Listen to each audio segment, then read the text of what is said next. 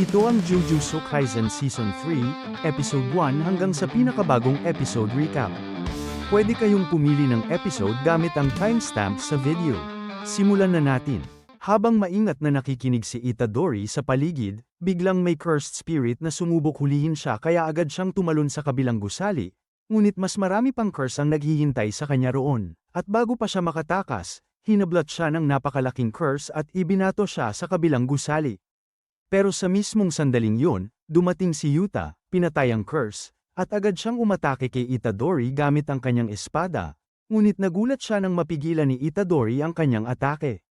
Pagkatapos nito, bumalik ang kwento sa nakaraan kung saan makikita ang bahay ng Zenin clan. At dumating si Naoya Zenin para bisitahin ang clan head na si Naobito Zenin. Doon, malinaw ang pagiging mapangmata ni Naoya habang binabanggit niya ang tungkol kina Maki at Mai, ipinapakita ang bulok na paniniwala ng Zenin clan, at walang pag-aalinlangang sinabi ni Naoya na siya ang magiging susunod na head ng clan dahil useless ang lahat ng iba. Maya-maya, dumating ang abogado ni Naobito at ibinalita na patay na si Naobito dahil sa matinding sugat na tinamo niya matapos sunugin ni Jago, at sinimulan niyang basahin ang huling habilin kung saan itinalaga si Naoya bilang ika-27 head ng Zenin clan, ngunit may kondisyon, kapag namatay o nawala ng kapangyarihan si Gojo Satoru, tutuparin ang pangako kay Toji Fushiguro at si Megumi Fushiguro ang magiging bagong head ng Zenin clan at magmamana ng lahat ng assets. Lubos na nagulat si Naoya at agad niyang tinanong kung nasaan si Megumi. At nang malaman niyang hinahanap nito si Itadori na vessel ni Sukuna, nagpasya siyang patayin si Itadori para makarating kay Megumi at alisin ang lahat ng hadlang sa kanyang pagiging clan head. Samantala, inaalala ni Itadori ang mga nangyari sa Shibuya incident nang biglang lumapit si Choso at tinanong ang kalagayan niya. At kahit sinasabi ni Itadori na maayos siya, ramdam pa rin niya ang sakit ng tinamaan ng Black Flash at ang patuloy na paglakas ni Sukuna sa loob niya. Ngunit ramdam ni Itadori ang bigat ng kasalanan sa dami ng taong napatay niya. Muling umatake ang mga cursed spirit kaya hinatak ni Itadori ang atensyon ng mga ito at isa-isa niya silang dinurog gamit ang suntok at sipa hanggang sa pumasok siya sa isang underpass kung saan naghihintay si Chuso, at sa isang iglap ginamit nito ang piercing blood technique para lipulin ang mga curse habang tinatapos ni Itadori ang mga natira. Habang pinagmamasdan siya ni Choso, napansin niyang mas kalmado at mas kontrolado na ngayon si Itadori. Biglang dumating si Naoya Zenin at hinanap si Megumi.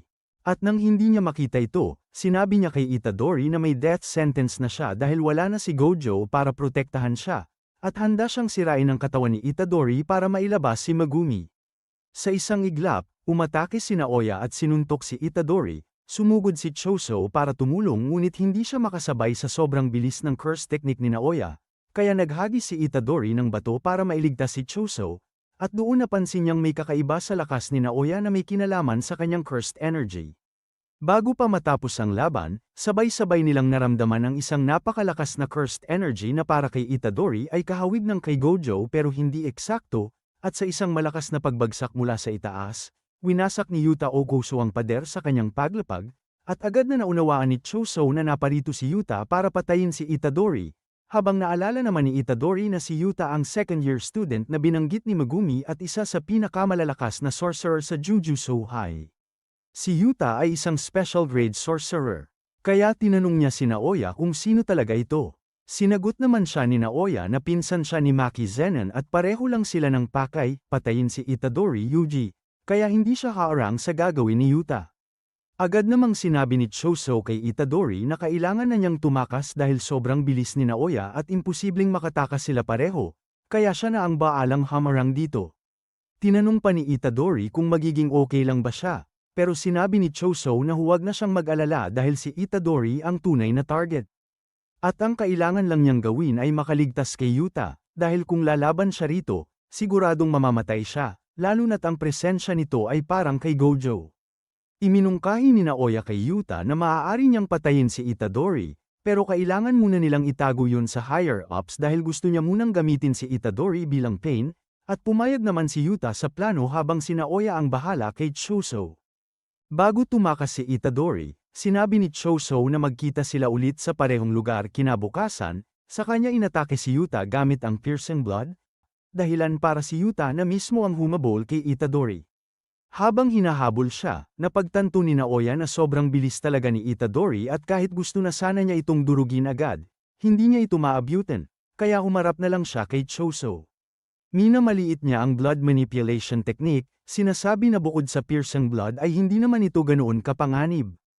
Samantala, hinarang ni Itadori ang espada ni Yuta, dahilan para mapansin ni Yuta na ang galaw niya ay kahawig ni Maki, kaya mas naging agresibo ang kanyang mga atake. Pinakawalan ni Yuta ang napakalakas na cursed energy na sumire sa gusali at tumalsik si Itadori palabas.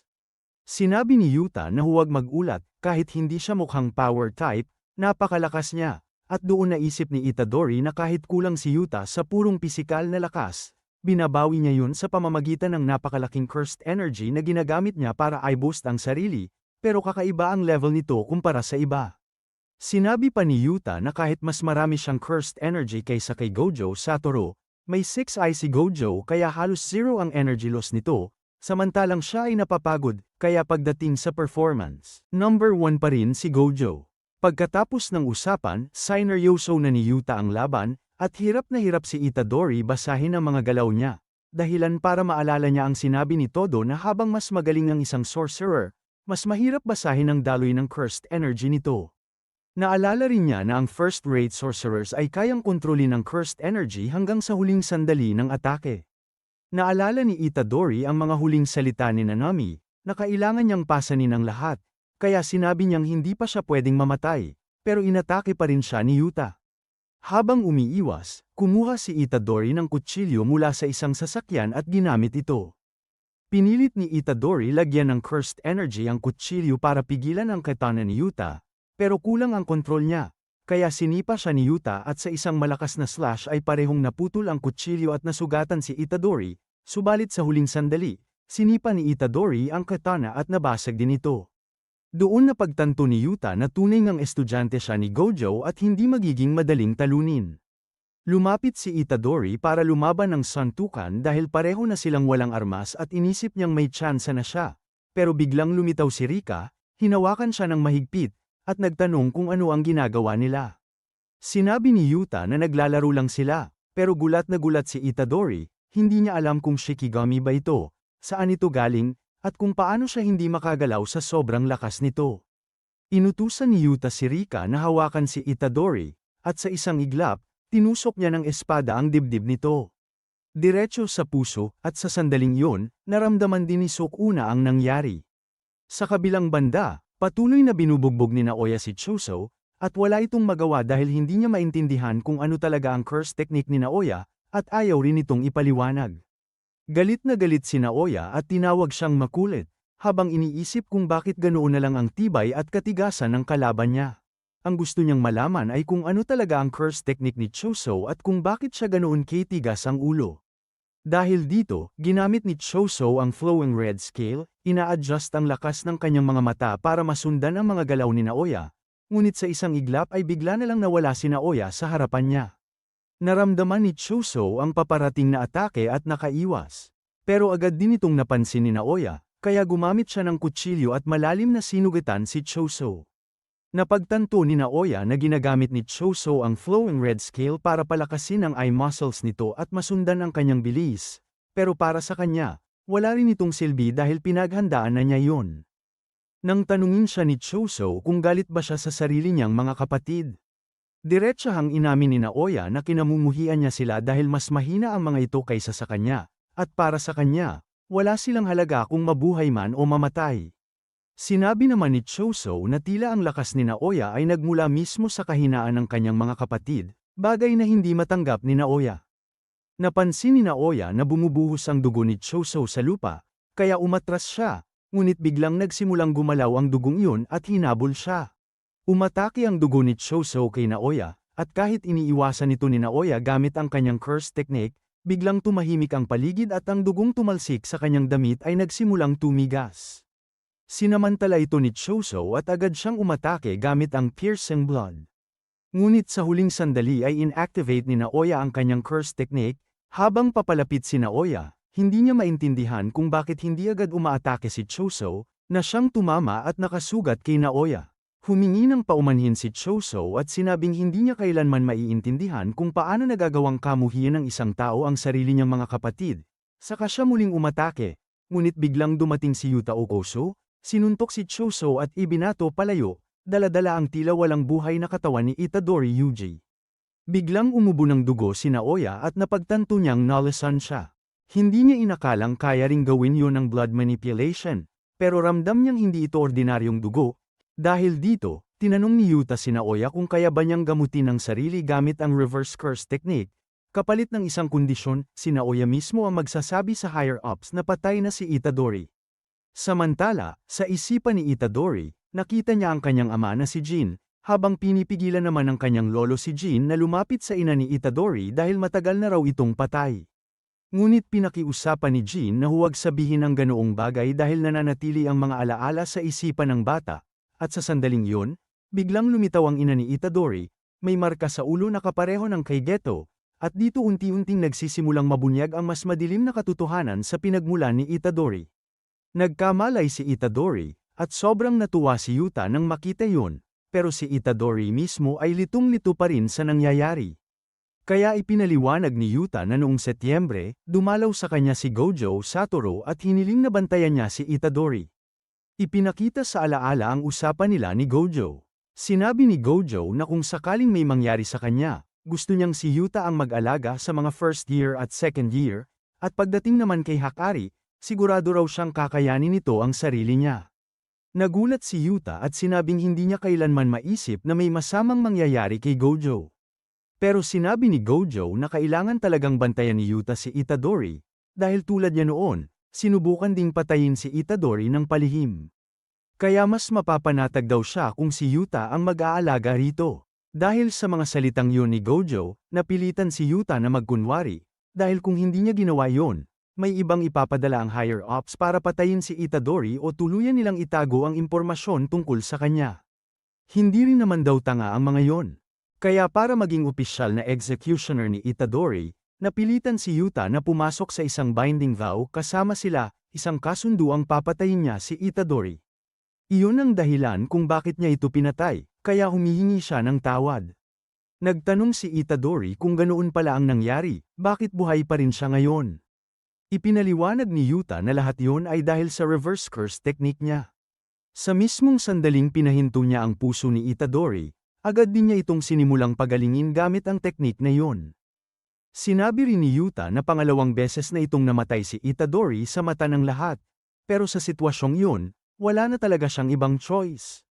Tinanong ni Itadori kung bakit niya ginagawa ang lahat ng ito, at ipinaliwanag ni Yuta na napakahalaga ni Itadori sa mga taong mahalaga sa kanya, kaya kailangan niya itong gawin. Dagdag pa niya, minsan din daw siyang nagkaroon ng kapangyarihang hindi niya kayang kontrolin at pakiramdam niya ay ipinilit lang yun sa kanya. Pero kasalanan pa rin niya ang lahat.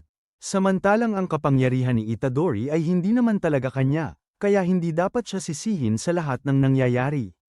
Hindi pumayag si Itadori sa sinabi niya at iginiit na wala namang pinagkaiba kung kasalanan niya o hindi, dahil ang katotohanan ay maraming tao ang namatay dahil sa kanya.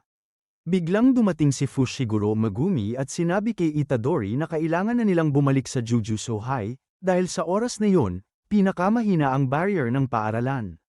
Kaya walang makakapansin na naroon siya. Tumanggi si Itadori at sinabing hindi niya kayang magpanggap na parang walang nangyari, dahil may mga taong namatay dahil sa kanya. Sinabi naman sa kanya na hindi lahat ay kasalanan niya at hindi niya kailangang akuin ang lahat mag-isa.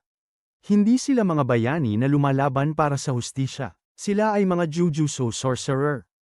Dahil dito, hindi rin kami madaling husgahan ng kahit sino, kaya kailangan naming patunayan ng paulit-ulit ang halaga ng aming pag-iral. At higit sa lahat, wala rin kaming oras para mag-focus sa sarili namin, dahil marami pa kaming kailangang iligtas na tao. Sigurado akong yun din ang gusto mong gawin, kaya una sa lahat, tulungan mo akong iligtas sila. Kaya Itadori, nakikiusap ako sa iyo, kailangan ko ang lakas mo. Dahil dito, nagdesisyon si Itadori na tutulong siya kay Fushiguro hanggang dulo. Ipinaliwanag ni Itadori na may plano si Yuta tungkol kay Sukuna at kay Fushiguro. At nagawa ni Sukuna na kontrolin ang katawan niya noon sa Shibuya dahil pinakain sa kanya ang 10 daliri ng sabay-sabay. Sa ngayon, 15 daliri na ni Sukuna ang nasa loob niya. Kaya kahit kainin pa niya ang natitirang 5 daliri ng sabay, naniniwala siyang hindi pa rin magagawa ni Sukuna na agawin ang kanyang katawan. Pero kung sakaling mangyari yun, nakikiusap siya na patayin siya agad, at buo ang paniniwala niyang kaya nila itong gawin. Pumayag si Yuta, at tinanong naman ni Itadori si Fushiguro kung ano na ang susunod nilang gagawin. Una, kailangan nilang bumalik sa Jujutsu High at makipag-ugnayan kay Master Tengen para malaman kung paano bubuksan ang Prison Realm, at kung ano talaga ang plano ni Noritoshi Kamo. Ang Calling Game ay parang isang terrorist attack laban sa buong mundo ng Jujutsu, at kung gusto nilang kontrolin ang sitwasyon, kailangan nila ng mga sagot, at si Master Tengen lang ang makakapagbigay nito.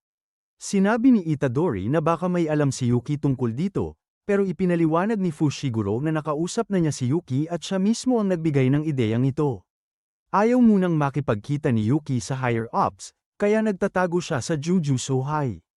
Ang pinakamalaking problema nila ay ang mga concealing barrier ni Master Tengen, dahil may libu-libong pinto roon na palaging nag-shuffle, at iisa lang ang tamang pinto na papunta sa Tombs of the Star Corridor kung saan naninirahan si Master Tengen. Kapag nagkamali sila ng piniling pinto, hindi na nila kailanman mararating si Tengen. Tinanong ni Itadori si Fushiguro tungkol kay Nobara, at sa nakita niyang ekspresyon sa mukha nito. Agad na niyang naintindihan ang sagot. Biglang dumating si Choso at sinabi na may alam siyang paraan para makarating kay Master Tengen. Pumasok sila sa isang secret room sa loob ng Jujutsu High, kung saan naghihintay sina Maki at Yuki. Tuwang-tuwa si Yuta nang makita si Maki, pero napansin nilang puno ng paso at sugat ang katawan nito. Sinabi nila kung gaano kahimala na nakaligtas siya sa kamatayan, at lahat ng iyon ay dahil sa heavenly restriction, ang mismong lakas ng katawan ni Maki ang siyang nagligtas sa kanya. Tinanong ni Maki si Fushiguro tungkol sa concealing barrier ni Master Tengen, kaya pumasok si Choso para ipaliwanag ang lahat. Nagustuhan ni Yuki ang ideyang yon, habang nagtataka naman si Maki kung sino ba talaga ang lalaking ito. Dahil dito, nahanap ni Choso ang tamang pinto na papunta sa Tombs of the Star Corridor. Pagdating doon, bumungad sa kanila ang isang kagubatan kung saan matatagpuan ang Cursed Warehouse. Doon, napansin ni Itadori ang mga bakas ng dugo at nagtanong tungkol dito. Kaya ipinaliwanag ni Yuki na 12 taon na ang nakalipas mula noon, at iyon ang panahong nagsimulang magulo ang lahat. Pagdating nila sa main hall, wala silang nakitang kahit ano, kaya nagtanong si Itadori kung ano ang nangyayari. Sinabi ni Yuki na tila nire-reject sila ni Master Tengen. Dahil kapos na sa oras ang kapatid ni Fushiguro na si Sumiki, iminungkahi ni Yuta na bumalik na muna sila. Pero sa sandaling yon, biglang nagpakita si Master Tengen. Sinabi nito na ikinatuwa niyang makilala silang lahat, pero mukhang paalis na raw sila. Nagsisimula ang episode eksakto kung saan nagtapos ang nakaraang episode. Dumating na sina Yuji at ang buong grupo kay Master Tengen. Isa-isa niyang kinikilala ang lahat, alam niya kung saan sila nanggaling, kung sino ang mga Zenin, kung sino ang may koneksyon sa death paintings. At alam din niyang naroon ang vessel ni Sukuna. Biglang nagsalita si Tengen. Hindi ito ang una nating pagkikita, di ba, Yuki? Diretsyong tinanong ni Yuki Tsukumo si Tengen kung bakit niya tinanggal ang seal ng Tomb of the Star Corridor. Sagot ni Tengen, inakala raw niyang kakampi nila si Kenjaku, kaya hindi niya mabasa ang tunay na intensyon ng mga tao. Pagkarinig ng pangalang Kenjaku, lahat ay nagulat. Sino yun? Dito na ibinunyag ni Tengen ang totoo, si Kenjaku ay walang iba kundi si Noritoshi Kamo. Kinumpirma rin ni Tengen na ang katawan ni Geto ang kasalukuyang ginagamit ni Kenjaku. Nagtanong si Yuji kung bakit ganito na ang itsura ni Tengen. Ipinaliwanag ni Tengen na immortal siya, pero hindi ageless. Tumatanda pa rin siya, at ngayon ay mahigit 500 taon na ang edad niya. Dito na pumasok sina Megumi at Yuta, na nagpaliwanag kung bakit talaga sila naroon, para malaman ang plano ni Kenjaku, at higit sa lahat, kung paano bubuksan ang Prison Realm. Habang nagsasalita sila, napansin ni Yuji na unti-unting nawawala ang gate sa likuran nila. Sumang-ayon si Tengen na ipaliwanag ang lahat, pero may kondisyon. Kailangan daw na 2 sa 3 kina Yuta, Yuki, at Choso ay manatili roon bilang mga tagapagtanggol ni Tengen. Nagtaka si Yuta, bakit kailangan mo ng guard? Immortal ka naman, di ba? Sumabat si Maki, diretsahan, takot ka lang na masil ulit. Dito na natin nakita ang ilang kakayahan ni Tengen, kasabay ng pagpapaliwanag tungkol sa layunin ni Kenjaku. Ayon kay Tengen, ang plano ni Kenjaku ay pilitin ng buong Japan na mag-evolve ang humanity. Pero ang tanong ni Megumi, alam na namin yan, pero ano ba talaga ang eksaktong plano niya? Bakit ginamit ni Kenjaku ang barriers ni Tengen at ang idol transfiguration para gawing sorcerers ang mga ordinaryong tao? Ipinaliwanag ni Tengen na ang cursed energy ay karaniwang near-refine sa pamamagitan ng maximum, Uzumaki, kaya limitado ang epekto nito sa bawat individual. Dito naglabas ng matinding revelasyon si Tengen. Sa tingin niyo ba, ako lang yung nakikita niyo ngayon? Hindi. Ang kaluluwa ko ay umiiral sa lahat ng direksyon. Ipinakita ni Tengen ang marami niyang anyo, at sinabi niyang ang mga makikipag-merge sa kanya ay lalampas pa sa antas ng sorcery. Pero may babala, kung mag-evolve ang humanity at kahit isang tao lang ang mawala ng kontrol, matatapos ang mundo. Mawawala ang lahat ng hangganan, at ang mga impurity ng milyon-milyong tao ay kakalat. Tinanong ni Yuji kung bakit ginagawa ni Kenjaku ang lahat ng to. Tahimik na sagot ni Tengen. Hindi ko alam. Sinabi ko na sa inyo, hindi ko kayang intindihin ang puso ng tao. Kaya hanggang ngayon, misteryo pa rin ang tunay na dahilan ni Kenjaku. Pero dito mismo sinabi ni Master Tengen kung saan nagsisimula ang totoong problema. Matapos ang kanyang evolution, mas naging malapit na siya sa mga curse kaysa sa mga tao. Dahil doon, isa na siyang valid target ng cursed spirit manipulation. Pagkarinig nito, literal na nakatulala ang lahat. Nagpatuloy si Tengen, kung sakaling makipag-contact si Kenjaku sa kanya, may posibilidad na ma-absorb siya. Tinanong ni Yuki kung bakit ngayon ginagawa ni Kenjaku ang lahat ng ito. Dito ipinaliwanag ni Tengen ang koneksyon ng Tengen, Star Plasma Vessel, at Six Eyes. At sa kasalukuyan, iisa na lang ang natitirang Six Eyes user. Pero 12 taon na ang nakalipas, may nangyaring hindi inaasahan. Pumasok si Toji Fushiguro, isang lalaking may heavenly restriction, walang cursed energy, pero sobrang lakas sa pisikal. Pinatay niya ang vessel, at tuluyang nabigo ang merger. Nandoon din si Geto, ang lalaking may kakayahang cursed spirit manipulation. At 6 na taon na ang nakalipas, napunta sa kamay ni Kenjaku ang Prison Realm. Dito nagsalita si Yuta, kailangan nilang pumasok sa Calling Game, mangolekta ng 100 puntos, at magdagdag ng rule na magpapahintulot sa mga players na umalis sa laro nang hindi namamatay. Lahat ng ito ay para kay Sumiki Fushiguro, kapatid ni Megumi, ang tunay na dahilan kung bakit nagsimula ang lahat. At kasabay nito, kailangan din nilang palayain si Gojo Satoru. Dahil ayon kay Megumi, kapag bumalik si Gojo, marami sa mga problemang to ay kusa ng maayos. Habang may itatanong pa sana si Yuji kay Tengen, pero biglang, kusang loob nang nag-offer sina Choso at Yuki na sila ang magstay. Para kay Choso, malinaw ang dahilan. Sumang-ayon si Yuki Tsukumo at sinabi niyang marami pa siyang gustong pag-usapan kay Tengen, kaya mananatili rin siya. Nagpasalamat si Tengen sa kanilang dalawa, at sa kanya inilabas ang isang bagay na parang Prison Realm, ang tinatawag na backside o backdoor nito. Kahit si Yuki, unang beses lang narinig ang tungkol dito. Naunawaan agad ni Yuji, parang backdoor access ito. Ipinaliwanag ni Tengen na bago pa makuha ni Kenjaku ang Prison Realm, nakuha na niya ang likod na bahagi nito. Kahit nasa labas ng barrier ang Prison Realm, magkakonekta ang front at back.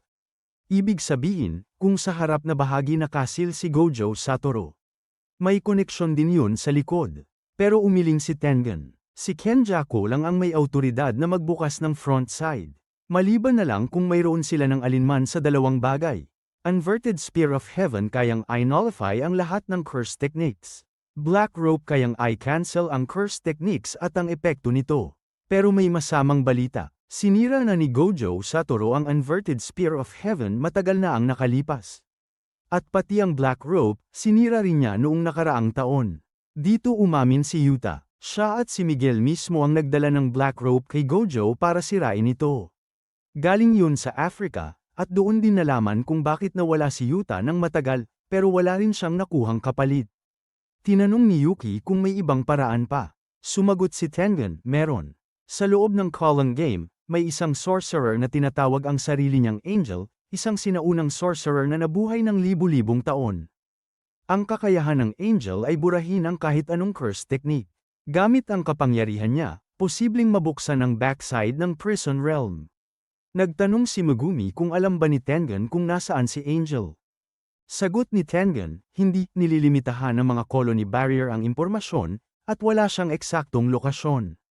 Ipinakita pagkatapos ang buong mapa ng Colon Game colonies sa Japan, 10 colonies, konektado sa pamamagitan ng mga barrier na sumasaklaw sa buong bansa. Agad na naintindihan ni Megumi, mayroon na lang silang 10 araw at 15 oras para pigilan si Sumiki na mapilitang sumali sa Colon Game. Kinumpirma ni Tengen na ang mga tatangjing sumali ay papatayin.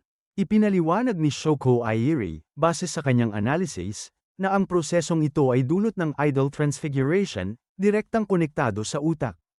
Hindi ito binding vow, kaya kung mawala ang curse technique ng mga nagising, mamamatay sila. Dagdag ni Maki, walang risk ang mga taong walang curse technique.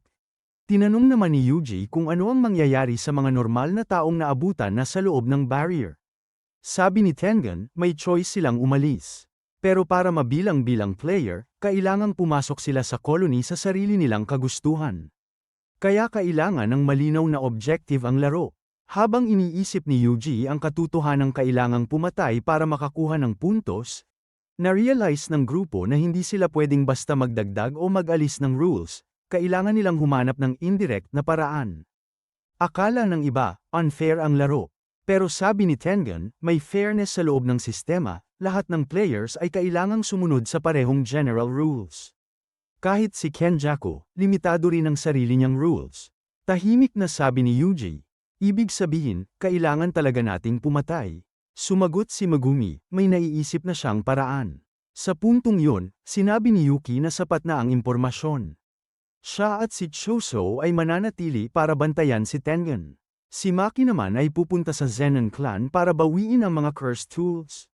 Dahil matapos masil si Gojo, inangkin ito ng Jujutsu High.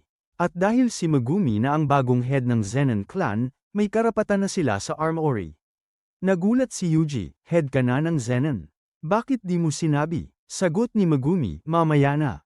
Si Yuta ay papasok mismo sa Colon Game, para makakalap ng mas maraming impormasyon bago mapilitang sumali si Sumiki. Gagawin niya ito mag-isa, at sisiguraduhin hindi sila maglalaban-laban. Tinapos ni Maki ang usapan. Sundin niyo ang plano, puntahan niyo si Hakari. Nagulat si Yuji, sino si Hakari? Sagot ni Yuta, Hakari Kinji, third-year student, kasalukuyang suspended. Sagot ni Yuta, unpredictable siya. Pero kapag sineryoso niya, mas malakas pa siya sa kin. Kontra ni Maki, hindi. Matapos ang masusing pagpaplano, may charts, graphs, at goals. Naghiwa-hiwalay na sila. Nagpasalamat si Yuji kay Choso bago umalis. Napaluha si Choso. Biglang cut. Isang theater ang ipinakita, may isang lalaking nagpe-perform. Si Fumihiko Takaba. Sunod na eksena, pinapagalitan siya ng manager niya. 35 taong gulang na si Takaba, at sinasabihan na mag-quit, wala na raw lugar ang mga tulad niyang boomer sa industriya, at walang nakakaintindi ng jokes niya. Pag-alis ng manager, may isang lalaking nagbabasa ng dyaryo ang nagsalita. Gusto ko ang material mo. Ang pangalan niya ay Ken. Sabi niya, mali silang dalawa, dahil minsan, sumisikat ang tao kahit hindi naman talaga nakakatawa. May dalawang klase lang ng taong nananatiling sikat. Yung laging nakakatawa, at yung naniniwalang kaya nilang maging laging nakakatawa. Tinanong niya si Takaba, ikaw, alin ka? Nag-isip si Takaba, 50-50, hindi, 70-30, hindi, 50-50 na lang. At dito, lumabas ang pangalan niya sa system. Sa opening, makikita natin si Maki Zenon. Pagpasok sa loob, nalaman natin na ang kausap niya ay walang iba kundi si Naoya Zenon, na patuloy siyang minamaliit at tinatanong kung ano na raw ang gagawin niya sa buhay gayong hindi na siya marunong gumamit ng Jujutsu. Sinundan pa niya ito ng panlalait at sinabing guguluhin niya ulit si Maki gaya ng dati, dahilan para tuluyan ang umalis si Maki nang walang imik. Dumiretso siya sa Zenon Armory. Pero hinarang siya at sinabihang bawal ang pumasok, hanggang sasabihin ni Maki na may pahintulot siya mula sa clan head, si Megumi Fushiguro. Pagkatapos noon, tuluyang nakarating si Maki sa armory. Binuksan niya ang pinto at pumasok sa loob, pero biglang may mga boses tayong narinig, mga usapan mula sa nakaraan. Maririnig sina Naoya Zenon, Ogi Zenon, Jinichi Zenon. Doon na nila binuo ang plano, patayin sina Megumi, Maki, at Mai. Bumalik tayo sa kasalukuyan, nakabukas na ang pinto ng armory at doon nakatayo si Ogi, sinasabing walang kahit isang curse tool sa loob dahil matagal na niya itong inalis. At doon sa ibaba ay makikita si Mai, sugatan at galit, tinatawag si Maki na tanga dahil pumunta pa siya roon. Sa sandaling yun, inilabas ni Maki ang sandatang dala niya mula pa kanina, isang curse tool na tuluyang na-reveal bilang masterpiece ng Jujutsu World. Samantala, naghahanda rin si Ogi na gamitin ang sarili niyang secret technique na tinatawag na Quivering Blue Flame. Si Ogi ang unang umatake, wala rin siyang nagawa dahil kahit mabali ang espada ni Ogi, nagawa pa rin itong hiwain si Maki ng paulit-ulit. Pagkatapos nito, kinaladkad ni Ogi ang magkapatid at sinabi na ang dahilan kung bakit hindi siya naging clan head ay dahil sa kanilang dalawa. Dahil para sa kanya, ang mga anak ang humihila pababa sa mga magulang, at tuluyan niyang itinapon sina Maki at Mai pababa, handa nang tapusin ang lahat. Halos patay na sila, sobrang sugatan, doon sinabi ni Ogi na naglagay siya ng mga cursed spirit sa loob ng silid, mga grade 2 pababa, at takot raw ang mga yun sa kanya. Pero sa oras na umalis siya at makawala ang mga cursed spirit, kakainin raw sina Maki at Mai. Idinagdag pa niya na kahit heavenly restricted si Maki at may pambihirang pisikal na lakas, wala raw itong pinagkaiba dahil ang mga sorcerer ay dumadaan sa training at pinalalakas ang katawan gamit ang cursed energy. At ang lakas na meron si Maki ay kaya raw abutin ng kahit sino. Pag-alis ni Ogi, makikita natin si Mai na dahan-daang gumapang papunta kay Maki, tinitingnan kung buhay pa ito, at oo, buhay pa si Maki. Sumunod na eksena, makikita natin silang dalawa na tila nasa tabing dagat, at sinabi ni Mai na alam na ni Maki kung paano gumagana ang kanyang teknik, hindi siya kayang lumikha ng malalaking bagay o komplikadong armas. At dahil sugatan na siya, mamamatay siya kung susubukan pa niyang gumawa ng kahit ano, kaya ibibigay na lang niya ang lahat ng makakaya niya. Dahan-dahan siyang naglakad papunta sa dagat habang pilit siyang pinipigilan ni Maki. Doon ipinaliwanag ni Mai na ngayon niya lang talaga naintindihan kung bakit itinuturing na malas ang twins sa mundo ng Jujutsu, dahil para may makuha, may kailangang isakripisyo, at hindi lang ito tungkol sa binding vow, kahit sa loika ng buhay, ang sakit ang nagpapalakas sa tao. Ibig sabihin, sa mundo ng cursed energy, si Mai ay si Maki. At si Maki ay si Mai. Kaya kung ayaw ni Mai na maging mas malakas, hindi rin pwedeng maging buo si Maki. Hanggat nabubuhay si Mai, mananatiling kulang si Maki. Lumapit si Maki at sinabing naiintindihan na niya, pero pinakiusapan niya si Mai na bumalik, subalit ngumiti si Mai at sinabing may iiwan siyang regalo, kukunin niya ang lahat ng cursed energy ni Maki. Ang tanging hiling niya ay isang pangako, lipulin ang lahat. At ngayon si Maki ay may hawak na espada, napapalibutan ng napakaraming cursed spirits. Sa malayo, naramdaman ni Ogi na may kakaibang nangyari, isang takot na matagal na niyang inilibing, at sinabi niyang mukhang oras na para marumihan ulit ang kanyang mga kamay, kaya ginamit niya ang curse technique na Blaze and Courage, determinadong sunugin ang lahat, at winasak niya ang buong gusali. Pero sa halip na si Maki ang masugatan, isang matinis na slash ang sumagitsit, at naputol ang ulo ni Ogi. Tahimik na naglakad si Maki, espada sa kamay, at sinabi niyang, Mai, simulan na natin. Sa loob ng Zenon clan, nag-uunahan ang mga alarma, nagtatakbuhan ang mga miyembro, habang kumakalat ang balita na nagwala si Maki at napatay si Ogi, at ang Kakuru unit ang kasalukuyang humahawak sa sitwasyon. May isang lalaking nag-utos sa kanyang team na bilisan ang pagdakip kay Maki bago dumating ang kapitan, sabay babala na huwag muna siyang patayin, dahil siya mismo ang papatay sa kanya, at malinaw na kabilang siya sa Kakuru Unit. Isa itong subordinate organization ng Zenon clan, ang Kakuru Unit, mga mandirigmang bihasa sa martial arts at araw-araw na nagsasanay. Dati, kabilang din si Maki sa unit na to bago pa siya tuluyang ihiwalay ng clan. Makikita natin si Maki na papalapit, may dalawang armas sa kamay, hindi pa malinaw kung ano ang isa, pero ramdam na ramdam ang bigat ng presensya niya. Habang naglalakad siya, naaalala niya ang pangako kay Mai, at grabe ang aura niya, sobrang cold, sobrang deadly. Pinalibutan siya ng buong unit, at sa isip niya, humingi siya ng paumanhin kay Mai, at doon na, sabay-sabay umatake ang buong Kakuru unit. Pero si Maki, hindi na to yung dating Maki. Sa bawat kisap ng mata, may mga taong lumilipad at bumabagsak, sobrang bilis na hindi mo na mabilang. Full-blown massacre. Black and white ang dating ng eksena, dugo lang ang kulay na nangingibabaw. Ang mga pader, bintana, at sahig, parang canvas ng isang madugong obra, dugo ang umaagos imbes na tubig.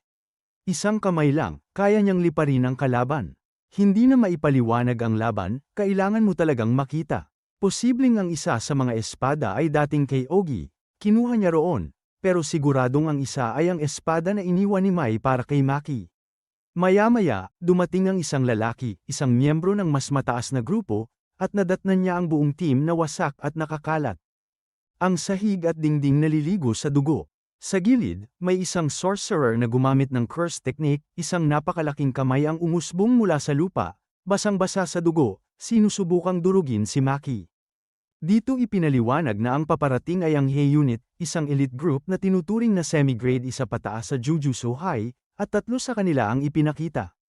Biglang umatake si Maki sa isang may spike-like na anyo, sobrang linas ng galaw. Sobrang flawless, hindi maintindihan ng kalaban kung paano niya natiis ang suntok at patuloy pa ring gumagalaw si Maki ng buong bilis. At hiniwa ang leeg ng kalaban. Sumunod, isang cyberpunk-style cursed user ang lumitaw, gulat na gulat si Maki to. Habang ang isa pang miyembro, si Renta, ay gumamit ng curse technique para umatake. Nakaiwas si Maki, nabagsak ang cyberpunk type, at dumating si Jinichi Zenin. Hirap si Renta na pigilan si Maki at binalaan niya si Jinichi na huwag kalimutan, na buhay lang sila noon dahil pinatawad sila ni Toji. At ngayon si Maki ay katulad na ni Toji. Sinabi niya ngayon na ang pagkakataon patayin na si Maki, huwag palampasin. Ginamit ni Jinichi ang kanyang teknik at nagpaulan ng suntok, hindi iilan, kundi parang milyon-milyong suntok, yumanig ang lupa, sumabog ang paligid, parang atmospheric blast, at inakala ni Renta na tapos na. Pero nang humupa ang alikabok, makikita si Maki na hawak ang ulo ni Jinichi, at tahimik niya itong itinapon sa tubig. Pagkatapos, dumating si Naoya Zenin, na ngayon ang leader ng Hei Unit, at sinabi niyang wala raw bang puso si Maki at sobra raw ang ginawa niya. Tahimik na sagot ni Maki, wala na ang puso, dahil isinama na yon ni Mai. Ipinakita ang flashback ng batang Naoya, at kung paano niya hinahangaan si Toji habang magkasabay na umaandar ang alaala at ang kasalukuyang laban. Ginamit ni Naoya ang projection sorcery, inaatake si Maki ayon sa mga frame, paulit-ulit, at sinabing hinding-hindi siya magiging Toji. Pero habang binubugbog niya si Maki gamit ang teknik, ginagamit ni Naoya Zenin ang projection sorcery, at habang nangyayari yun, sinusubukan ni Maki Zenin na basahin ang galaw niya, parang binibilang sa isip, 1, 2, 3, 4. Dito malinaw na ipinapaliwanag kung paano gumagana ang projection sorcery, kailangan tuloy-tuloy ang galaw, bawal kahit isang segundong huminto. Pero may inilabas si Maki. Inilapit niya ang dalawang kamay niya sa harap at nagbagsak ng isang malakas na hampas, parang Hulk smash, tinatangay pati ang alikabok. Sinabi niya na didiretsuhin niyang eye crash si Naoya para pigilan ang bilis nito. Sumagot si Naoya na anumang mahawakan ng kamay niya ay kailangang sumunod sa rules ng projection sorcery, gumalaw sa loob ng 1 segundo na hinati sa 24 na frames. At kapag hindi mo nasunod, magyeyelo ka ng 1 segundo. Nahawakan niya si Maki, at akala niya tapos na. At sa katawan na meron siya ngayon, kaya na niya itong makita at sabayan. Doon na siya kumilos. Hinawakan ni Maki si Naoya at isang solid na suntok ang ibinagsak niya, ibinaon si Naoya sa lupa. Nabali ang panga, hindi lang basta bali, parang naduraj, at doon na natapos si Naoya. Isang simpleng sorry lang ang nasabi ni Maki. Pagkatapos nito, hinanap ni Maki ang nanay niya habang pinapatumba ang iba gamit ang espada na kakakuha lang niya. Ang nanay niya, nagtatago at nagmamakaawa na huwag siyang lapitan. Kitang-kita ang takot, pero sa huli, napatay ni Maki ang sarili niyang ina. Samantala, si Naoya, na halos gumagapang na lang, ay nakarating pa kay Maki. Galit na galit siya, nagmumura, hindi makapaniwala kung paano siya halos mapatay. Pero kahit sugatan, lumabas ang nanay ni Maki na may hawak na patalim at doon niya tuluyang pinatay si Naoya Zenin. Pagkatapos nito, nakita natin si Momo ni Shimiya, na nasaksihan si Maki na lumalabas dala ang kapatid niya sa balikat. Hindi napigilan ni Momo ang mapaiyak. Sinabi ni Maki kay Momo na ipinagkakatiwala niya rito ang natitirang mga bagay. Sa simula ng episode, ipinakita muna sa atin si Panda, ang paborito nating baby panda. May isang taong nagtatanong kay Masamichi Yaga kung ano ba talaga si Panda. Ipinaliwanag na ang ginawa ni Yaga ay isang artificial cursed corpse, hindi lang basta puppet. Iba ito sa karaniwang ginagawa niyang mga manika na sinusunod lang ang utos. Si Panda, kumikilos ng mag-isa. Hindi mo siya basta-basta mauutusan. May sarili siyang cursed energy, at ang lakas na yun ay hindi na pwedeng tanggalin. Dito na ipinakitang nakatali si Yaga. Sinabihan siya na idineklara siya ng higher-ups bilang special grade, at mula ngayon ay ikukulong na siya. Ang paratang sa kanya, kung sinadya niyang likhain si Panda, posibleng kaya rin niyang gumawa ng buong hukbo ng mga cursed corpses. Sunod na eksena, makikita si Yaga na nakaupo sa loob ng isang tahimik na lugar sa gubat. May lumapit sa kanyang dilaw na puppet na si Takeru. Sinabi ni Takeru na nag-aalala ang lahat sa kanya, at sinabi raw niya sa iba na hindi maganda ang pakiramdam ni Yaga at kailangan lang ng kaunting pahinga. Mayabang pang tinawag ni Takeru ang sarili niyang henyo, at bahagyang tinapak ni Yaga ang ulo niya. Ipinakita na marami pang puppet sa lugar habang papaalis na si Yaga. Paglipat ng eksena, makikita si Panda na nakatali sa parehong lugar kung saan unang umupo si Yuji Itadori noong Season 1, Episode 1. Muling lumipat ang eksena kay Yaga. Nasa likod niya si Takeru, at sa harap niya ay sina Kusakabe at ang kapatid nitong babae na naka-wheelchair. Nagsalita si Yaga, handa siyang tumulong, dahil hindi mabubuhay ang kapatid ni Kusakabe nang wala si Takeru. Nagtanong si Takeru, siya ba ang nanay ko? Sagot ni Yaga, oo. Tumayo ang babae mula sa wheelchair habang nakikita si Takeru, tila may naalalang alaala ng sariling anak. Humingi ng paumanhin si Yaga. Ipinahiwatig na ang tunay na Takeru, isang batang lalaki, ay namatay na. At ang kanyang natitirang enerhiya ang inilagay ni Yaga sa puppet. Naiintindihan ito ni Kusakabe. Tumanggi siya, hindi raw maaaring ilabas ang mga puppet o gumawa ng ganito sa labas. Sunod na eksena, may isang taong hamarang kay Yaga sa kalye, nakatayo sa itaas ng mga streetlight. Tinanong siya kung saan siya pupunta nang wala ang kanyang mga puppet. Sagot ni Yaga, pupuntahan ko ang anak ko. Sinabi ng lalaki na iisa lang ang paraan para makatakas si Yaga, kamatayan. Ngumiti si Yaga at sinabing may tapang lang sila dahil wala si Satoru Gojo. Hinubad niya ang jacket at tumingin sa malayo, naroon si Yoshinobu Gakuganji, ang matandang tumutugtog ng gitara. Biglang nag-cut ang eksena. Makikita si Yaga na duguan at bagsak sa kalsada. Nakatayo si Gakuganji sa harap niya, kasama ang isa pang matandang sorcerer. Pinapaalis ni Gakuganji ang isa, at kinausap si Yaga. Sinabi ni Yaga na kinopya nila ang soul information niya at sinubukang ilagay sa mga puppet, pero nabigo sila. Tinanong ni Gakuganji kung bakit ngayon lang niya sinabi ito, kung mas maaga raw sana. Baka nabuhay pa siya. Sagot ni Yaga, hindi ito impormasyon, ito ang sumpa ko sa iyo. At doon, namatay si Yaga. Dumating si Panda. Handa sanang lumaban si Gakuganji, pero hindi siya pinansin ni Panda. Dumiretso siya sa katawan ni Yaga. Nagtanong si Gakuganji kung hindi ba siya galit, kung ayaw ba niyang makipaglaban. Sagot ni Panda, hindi niya naiintindihan ang alita nila. Para sa kanya, si Gakuganji ay parang kutsilyong nakahandusay lang sa lupa. Pero may isang bagay siyang pinaalala, kahit ang mga panda, umiiyak din. At doon, umiyak si Panda. Kasabay nito, makikita sina Yuji at Megumi na inaalala ang sinabi ni Master Tengen. Nalaman nila kung nasaan si Kinji Hakari, nagpapatakbo siya ng mga illegal na gambling fight sa isang multi-story parking lot. Ipinaliwanag ni Tengen na naglalaban-laban ang mga sorcerer habang pinapanood ng mga ordinaryong tao, isang malinaw na paglabag sa Article 8 nanograms Jujutsu Regulations. Sinabi ni Megumi kay Yuji na magpalit ng damit. Kapag nalaman ni Hakari na konektado sila sa Jujutsu High, tiyak na tatakbo ito.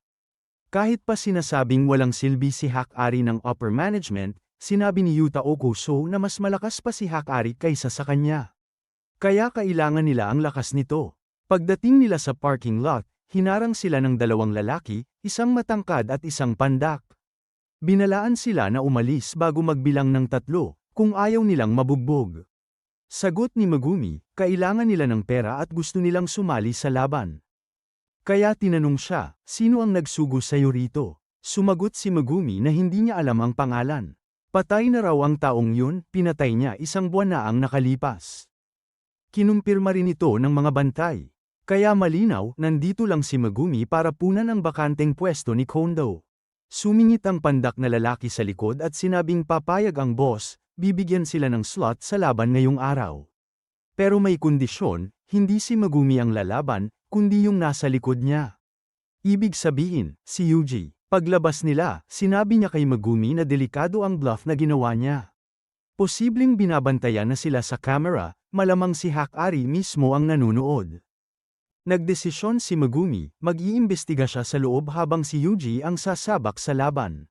Samantala, si Yuji ay nasa holding area. Ipinaliwanag ng matangkad na bantay ang 2 rules. Una, bawal tumakas. Ikalawa, bawal gumamit ng curse technique. Sabi ni Yuji, okay lang sa kanya kahit gumamit ang kalaban ng curse. Nagtanong si Yuji kung ano ang itsura ng boss. Sabi ng bantay, kapag nagkita na sila, malalaman din niya. Kapag nagpakitang gila si Yuji, posibleng ipatawag siya ng boss. Ipinakilala ang kalaban ni Yuji. At ang kalaban ay walang iba kundi si Panda. Ipinakita si Kinji Hakari, nakahiga sa sofa kasama ang babaeng mukhang malapit sa kanya. Sabi ni Hakari, pakiramdam niya may mangyayaring exciting. Samantala, nag-iingay ang crowd habang nagsisimula ang laban.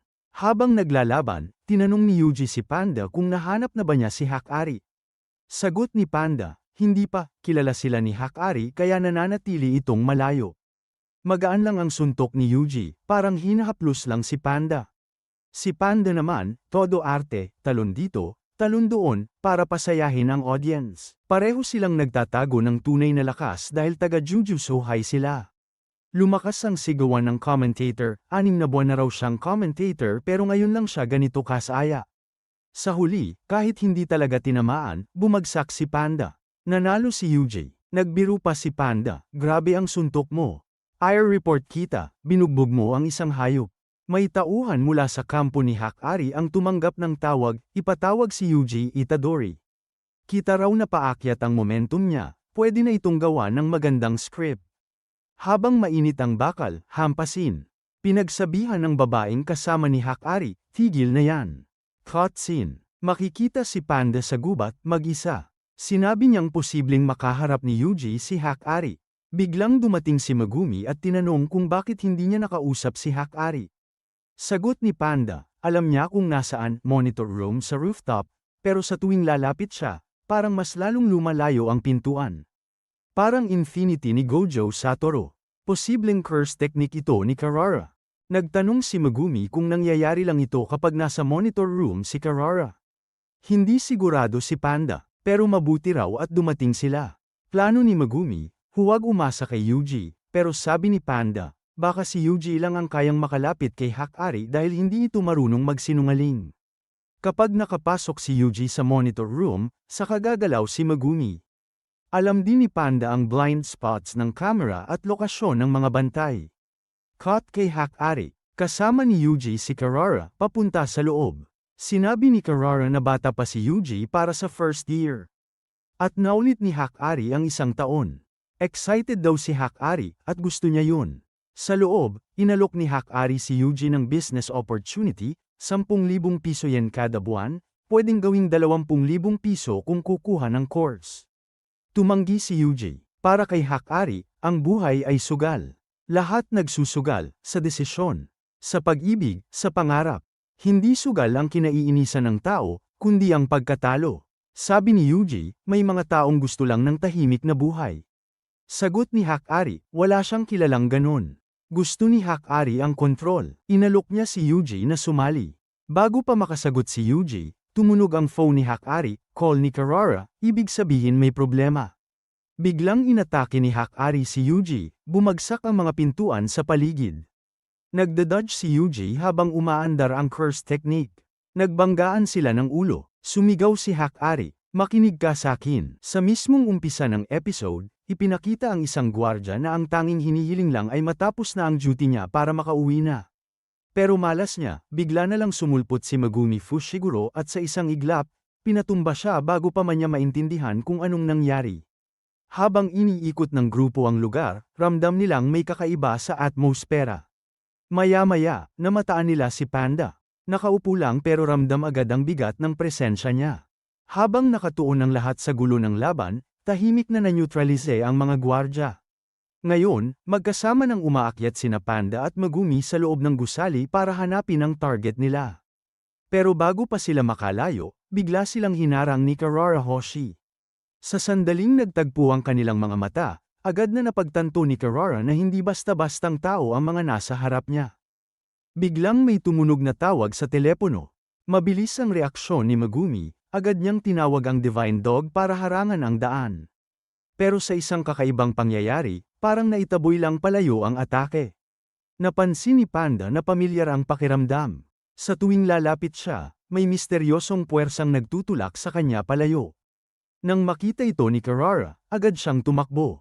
Habang papalapit si Panda, pilit niyang ipinapaliwanag na hindi sila kalaban, gusto lang daw nilang mag-usap. Pero muling hinarang siya ng Divine Dog ni Megumi. Hindi siya makausad pasulong o paatras, dahil parehong may kakaibang marka sina Panda at ang Divine Dog. Lalong nalito si Megumi, sinubukan niyang makiusap. Sinabi niyang alam naman siguro ni Karara kung gaano nakalala ang sitwasyon sa Tokyo.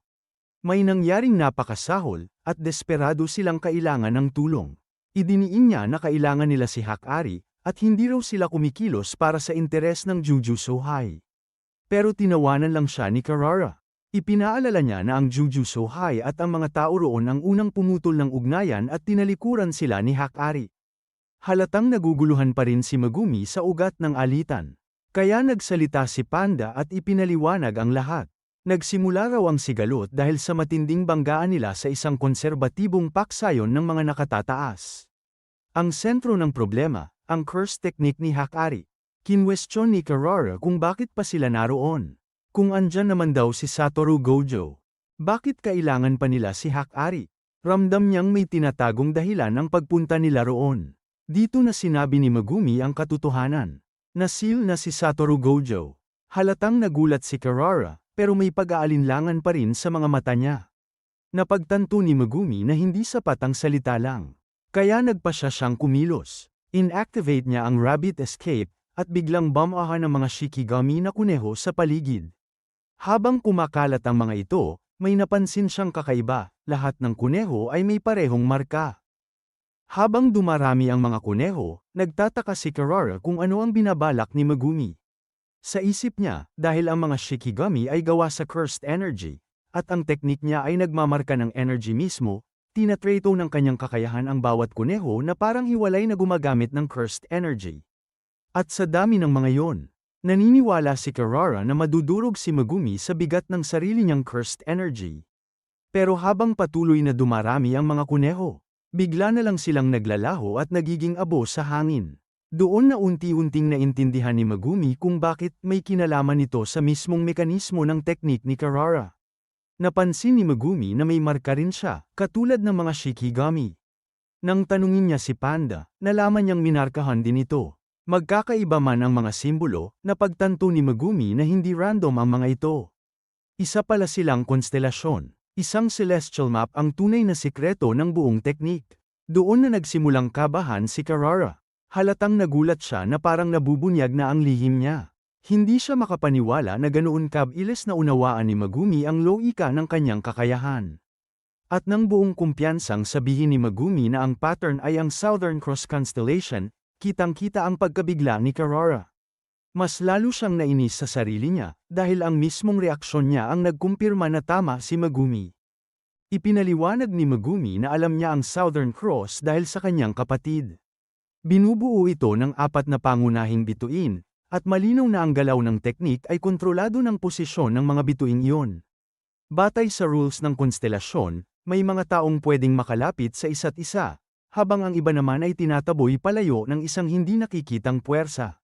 Alam nilang kapag nakarating si Karara sa pinto, wala na silang tsansa na makapasok. Samantala, todo bantay si Karara, sinisigurong walang sino man ang makakalusot sa depensa niya. Habang sinusubukan nilang humanap ng siwang, biglang minarkahan ni Karara ang isang kotse sa malapit. Nagulat sila nang mapansing kapareho ng marka ni Panda ang simbolo sa sasakyan. Sa isang iglap, hinayla si Panda at literal na dumikit sa kotse, parang may magnet. Si Megumi lang ang nanatiling malaya. Agad siyang tumakbo patungo sa posibleng lokasyon ng ikalimang bituin, kahit anong pilit nilang kumawala. Hinihila pa rin sila pabalik. Dito na tuluyang naintindihan ni Megumi ang buong mechanics ng teknik. Napagtanto niya na hindi kailangang hawakan ni Kirara ang isang tao para markahan ito. Dahil hindi naman siya hinawakan, ganoon din ang mga kuneho, ibig sabihin, direktang minamarkahan ng teknik niya ang cursed energy mismo. Ito ang dahilan kung bakit napakahirap depensahan ng kakayahan niya, walang pisikal na kontak na kailangan. Habang sinusuri ni Megumi ang paligid, sa wakas ay namataan niya ang ikalimang bituin. Doon niya naintindihan na ginagamit ni Kirara ang sarili niyang energy signatures para maglatag ng mga spatial markers na humaharang sa kanila. At sa sandaling yun, malinaw na sa kanya ang plano. At habang ihahakbang na ni Megumi ang galaw niya para abutin ang bituin, biglang sumulpot si Kirara at hinaranggan siya, pinipigilan siyang makumpleto ang plano. Inamin ni Kirara na hindi niya inasahang ganito ka-precise ang pagbasa ni Megumi sa kanyang teknik. Pero hindi siya papayag na matalo ng ganoon lang. Sa kasamaang palad para sa kanya, nagkamali siya ng tinansya, binaliwala niya si Panda. Ginamit ni Panda ang isa sa mga natitirang kuneho at pinalamig ito. Na lumikha ng malaking disruption. Dahil doon, tuluyang bumagsak ang buong constellation technique. Kaya nang masira ang balanse, sabay-sabay ding nag-collapse ang buong sistema. Labis na nagalit si Kirara. Galit na galit niyang sinigawan ang grupo. Tinatanong kung sa tingin ba nila ay maaari na lang baliwalain ang kapangyarihan niya sa pamamagitan ng paghahagis ng mga simpleng bagay na parang wala lang. Pero matagal nang naghihintay si Megumi sa eksaktong tamang sandali. Sa loob lamang ng 10 segundo matapos mag-fail ang teknik, pinasugod niya ang Divine Dog kay Kirara. Sa wakas, napigilan at na-restrain ni Megumi si Kirara. Tahimik na sinabi ni Kirara na kung hindi raw nahila ang Divine Dog kanina, baka hindi kailanman natuklasan ni Megumi ang sekreto ng kanyang teknik. Dito na ipinaliwanag ni Megumi ang pinakapundasyon ng rule. Ang teknik ay nagpapahila sa mga bagay o taong may pinakamataas na cursed energy, na parang magnet, batay sa mga bituin sa konstelasyon. Genuinely impressed si Kirara. Tinanong niya kung first-year student lang ba talaga si Megumi, dahil ang tactical niyang pag-iisip ay lampas sa edad niya. Pero biglang nagbago ang tono ni Megumi. Ibinalik niya ang yabang at literal na nakiusap, sinasabing pakinggan lang sana ni Kirara ang sasabihin nila. At sa mismong sandaling yun, sumugod si Yuji Itadori mula sa ere, kasabay ng engranding pagpasok ni Kinji Hakari. Wala nang paligoy-ligoy, agad na binugbog ni Hakari si Yuji. Sinabi niyang makikinig lang siya pagkatapos niyang makita kung gaano karaming suntok ang kayang tiisin ni Yuji. Wala nang choice si Yuji kundi saluhin ang mga suntok. Hindi ito tulad ng mga laban sa Shibuya. Mga suntok ni Hakari ay pangbasag ng buto at mukha. Kahit si Kirara ay napapailing na sa bigat ng nakikita, at nakiusap kay Hakari na tumigil at makinig. Sinubukan ni Yuji na magpaliwanag, sinabi niyang ayon sa mga senior niya. Si Hakari raw ang pinakamalakas na tao sa paligid, at desperado talaga silang kailangan ng lakas niya. Tumawa lang si Hakari, tinanong niya kung handa ba talagang ialay ni Yuji ang buhay niya kapalit ng isang pabor. Kinwestiyon niya kung kaya ba ni Yuji ang panganib, sabay pangutya kay Principal Yaga, nagtatakang bakit raw nag-abala ang isang matandang tulad niya na sanayin ang isang mukhang walang silbi sa paningin niya. Buong tapang na sumagot si Yuji.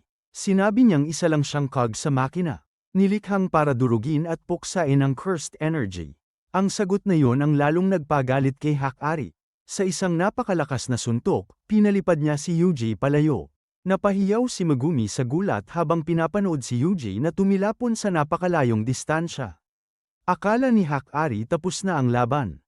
Tinalikuran niya ito at nagsimulang maglakad palayo, pero napahinto siya bigla. Nandoon si Yuji, nakatayo, matatag, direkta sa likod niya. Hindi makapaniwala si Hakari na buhay at gising pa si Yuji matapos tumanggap ng napakaraming direktang suntok na dapat ay nagpatambo na sa kahit sinong tao. Muli, inulit ni Yuji ang paninindigan niya. Isa lang siyang cog, at ang tanging layunin niya ay lipulin ang mga sumpa. Gagawin niya ang kahit ano para doon, kahit makipaglaro pa sa kahit anong laro ni Hakari. Sa wakas, nakita ni Hakari ang tunay na halaga at determinasyon ni Yuji. Ramdam niya ang apoy at dedikasyon nito. Kahit gaano pa niya kamuhian ang Jujutsu-High, hindi niya kayang talikuran ang taong may ganitong kalaking puso. Pumayag na si Hakari na tulungan sila. Habang nag-uusap sila, nalaman nila na may bagong rule na idinagdag sa laro, Rule number 9. Pinapayagan ng rule na ito ang mga player na makita ang pangalan, puntos, at kasalukuyang colony location ng lahat ng kalahok. Ang malaking pagbabagong ito ay pinasimulan ng isang napakalakas na individual, Hajime Kashimo. Sa kasalukuyan, si Kashimo ay nasa malalim na pagkadismaya. Para sa kanya, sobrang hina ng mga modernong sorcerer kumpara sa mga mandirigma noong 400 taon na ang nakalipas. Hinahanap niya si Sukuna, pero walang hamon na sapat para sa kanya. Sa eksenang ito, makikita natin si Kenjaku at ang kaibigan ni Itadori na si Sasaki.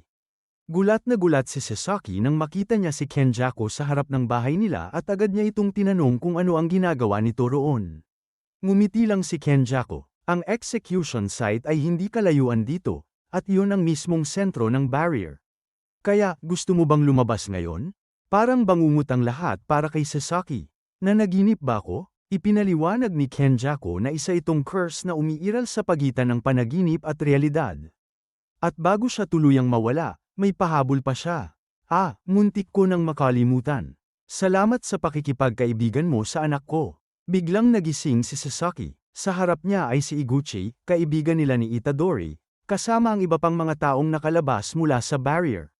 Pinagmasdan nila ang barrier mula sa labas pero wala silang maintindihan sa nangyayari. Tinanong ni Sasaki si Iguchi tungkol kay Kenjaku. Sinabi ni Iguchi na nakita rin siya ng iba. Tinanong ni Sasaki kung may sinabi ba ito tungkol sa anak niya, pero umiling si Iguchi. Doon, naalala ni Sasaki si Yuji Itadori. Samantala, ipinaalam nila ang lahat kay Kinji Hakari. Hindi makapaniwala si Hakari na nasil na si Satoru Gojo. Idinagdag pa ni Panda ang mas masakit na balita, patay na si Principal Masamichi Yaga. Lalong nabigla ang lahat pero kalmado lang si Panda. Okay lang, hindi mo kailangang mag-alala para sa akin. Tahimik si Hakari sandali bago magsalita. Kung totoo ang lahat ng sinasabi niyo, wala na tayong choice. Hindi ako makapaniwala na ganito ang nangyari sa mga taong nagmalasakit sa akin. Huling beses na ganito ako ka-stressed, tinamaan ako ng pana sa puwitan. Pagkatapos ay ngumisi siya. Sige, tutulungan ko kayo sa Colon Game. Pero huwag kayong magkamali, hindi ito dahil kaibigan ko kayo. Biglang nagsalita si Megumi. Hindi naman siguro ganun kahirap. Bakit mo nasabi yan? Tanong ni Hakari. Dahil ako na ang head ng Zenon clan. Natahimik ang lahat, mas nakakagulat pa yun kaysa sa ibang balita. Kung may suporta siya ng Big Three families, mas madali nilang mababago ang rules. Pero iniisip ni Hakari ang isa pang problema, paano niya pipigilan ang Zenon clan na pakialaman ang fight club niya? Sa ngayon, mas importante ito. Sige, temporary friends tayo, sabi ni Hakari. Biglang lumitaw ang Shikigami ng Colon Game, ang Kogen. Attention, players! May isang player na nagdagdag ng bagong rule. Ayon dito, maaaring ma-access ng isang player ang pangalan, puntos, bilang ng nadagdag na rules, at kasalukuyang colony ng ibang player. Nagulat ang lahat. Ang mas nakakagulat, si Yuji Itadori ay nakarehistro bilang isang player. Pero paano? Naisip ni Yuji na baka konektado ito kay Sukuna. Posible bang isa si Ryaman Sukuna sa mga sorcerer na nakipag-contract kay Kenjaku noon? At ang pagiging cursed object niya ay parte ng kasunduang yon. Posible kayang kasama sa contract ang pag-participate sa Colon Game? Napailing si Yuji. Pag-usapan na lang natin yan mamaya. Humingi siya ng tulong kay Kogen para ipakita ang listahan ng players. Lumabas ang data. Nakita ni Megumi na si Hajime Kashimo ang nagdagdag ng rule. Mayroon itong 200 points dati, pero nabawasan ng 100 matapos magdagdag ng rule. Lumabas ang listahan. Bukod kay Kashimo, may isa pang may mataas na puntos, si Hiromi Higuruma. Napangiti si Megumi. Magandang balita to. Kailangan natin ng player na may maraming points pero walang interes magdagdag ng rule. Nagplano sila ng paghahati ng grupo. Kinji Hakari at Panda ang pupunta sa Tokyo Colony No. 2. Sina Yuji Itadori at Megumi Fushiguro ang hahawak sa Tokyo Colony No. 1. Si Karara ang mananatili sa labas ng barrier para mag-monitor, dahil hindi gumagana ang cellphone sa loob. Si Hakari ang haharap kay Kashimo dahil base sa points nito, sobrang lakas niya. Si Panda naman ang magfo-focus sa paghahanap kay Angel dahil sa matalas niyang senses. Tutol si Yuji na sumama kay Megumi dahil kay Sukuna, baka mapahamak niya ito. Pero sinaway siya ni Megumi. Tumigil ka nga, huwag puro sarili mo ang iniisip mo. Mas importante ang iba. Nagbangayan pa sila sandali. Samantala, lumabas si Kogen at nag-anunsyo. Ako si Kogen. Sa loob ng barrier na ito ay ginaganap ang Calling Game. Kapag pumasok kayo, magiging players kayo. Handa na ba kayong mag-participate? Sabay-sabay silang sumagot ng oo. Sa loob ng colony, may dalawang players, sina Hanyu at Amai, na naghihintay ng mga bagong papasok. Pinagmamasdan nila ang entry points para ma-ambush ang mga hindi handa. Pagkapasok nila sa barrier, biglang nangyari ang hindi nila inaasahan. Nahulog si Yuji mula sa langit. Wala si Megumi sa paligid. Doon nila nalaman ang isang hidden mechanic ng Calling Game, kapag pumasok ang isang player sa barrier, random siyang ita-transfer sa isa sa 9 na lokasyon sa loob ng colony. At dahil alam ito ng ilang players, nagtayo sila ng base malapit sa mga spawn points para tambangan ang mga bagong dating. Habang nahuhulog si Yuji, may ilaw na kumikislap sa malayo, si Amai pala yun, biglang sumalpok si Hanyu sa kanya ng sobrang bilis. Iwas agad si Yuji. Nagulat si Hanyu. Marami na siyang napapatay gamit ang move na yun, pero hindi man lang nataman si Yuji. Bumunot si Yuji ng bato at binato si Hanyu, pinuno niya iyon ng cursed energy. Dumating si Haba at nagalit nang makita ang kalagayan ng partner niya. Napagdesisyonan ni Yuji na kay Haba siya kukuha ng impormasyon tungkol kay Higuruma. Samantala, sa ibang bahagi ng colony, may umatake ring babae kay Megumi, pero mabilis siyang na-counter ni Megumi at nabigyan ng leksyon. Bakit mo ako inatake? Ikaw ang unang kumilos, di ba? Akala ko, hindi kami mapaghiwalay ni Itadori, pero heto tayo, magkalayo na kami, at kahit gamit ang Shikigami ko. Hindi ko siya malocate. Ang area ng colony na to mas malaki pa sa Shibuya, kaya siguradong higit sa 2 kilometro ang layo ni Itadori sa akin. Pero okay lang, alam naman namin kung ano ang hahanapin. Oy, babae, kilala mo ba yung isang sorcerer na Higuruma? Anong feeling mo, na dahil natalo mo ako, ibibigay ko agad lahat ng info? Tumigil ka sa kalokohan at sagutin mo na. Sige, sasabihin ko. Kasi nasa room yung tao na may 100 points, kaya baka alam ko kung nasaan siya. Kung totoo ang sinasabi mo, poprotektahan kita. Pero kung nagsinungaling ka, alam mo na ang mangyayari. Kaya dito, si Itadori, tumalon siya at dumapo sa binti ng kalaban, direktang tinamaan ang building. Gamit ang propeller niya, umatake si Hawa kay Itadori. Pero nakaiwas si Itadori at lumayo. Akala niya makakaiwas siya sa loob gamit ang propeller. Gamit ang propeller, pinuputol ni Hawa lahat sa daan papunta kay Itadori. Dahil dito, mahina ang lower body niya, marahil dahil sa winding. Pero kahit gaano pa katibay ang propeller niya, laging may white spot sa ulo. Kung matamaan ko yun, panalo ako. Kaya binato ni Itadori si Hawa sa ulo, Damyugo. Akala ni Hawa, naputol na ang kamay ni Itadori dahil Damyugo rin ang kamay niya. Iniisip niya panalo na siya. Pero biglang sinipa ulit ni Itadori. Hindi pa putol ang kamay ko. Pero kailangan ko rin itanong tungkol kay Higuruma. Wala na siyang silbi ngayon. Sabi ni Amai, Itadori, alam ko ang tungkol sa player na si Higuruma. Kumusta? Natatandaan mo ba ako? Iniisip ni Itadori, paano niya nalaman ang pangalan ko? Sino ka nga ba? Kilala ba natin talaga ang isa't isa? Na-realize ni Amai, hindi pa nakikilala siya ni Itadori, kaya sinabi niya na kilala niya ito mula sa junior high, kung saan tinatawag si Itadori na Tiger. Kaya na-realize ni Itadori na pareho sila galing sa hometown niya. Dito, tinatanong ni Hawa si Remy, isa ka bang reincarnation ng isang dating sorcerer? Sorry, hindi, sagot ni Remy. Kaya bakit ka nakikipaglaban dito? Yung mga noon sorcerers na ayaw makipaglaro, binigyan ng chance na lumabas ng colony. Pero kami, mga sorcerers, walang ganyang option. Dito, simple lang ang rule, patayin o mamatay.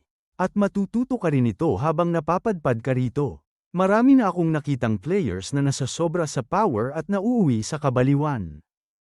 Sandali, pwede mo bang sabihin, saan ba tayo pupunta? Kasi kung mamamatay ka bago makarating, sino ang magdadala sa akin doon? Dito, dinadala ni Amay si Itadori papunta kay Higuruma. Doon namin nalaman na si Amay, Javi, at Hawa, sumali sa team kasi medyo takot sila. Kaya nagtanong si Itadori kay Amay tungkol kay Higuruma, at si Fushiguro rin kay Remy. Pareho nilang sinabi kung saan nandyan ang mga malalakas na tao, sa lugar kung saan maraming food supply.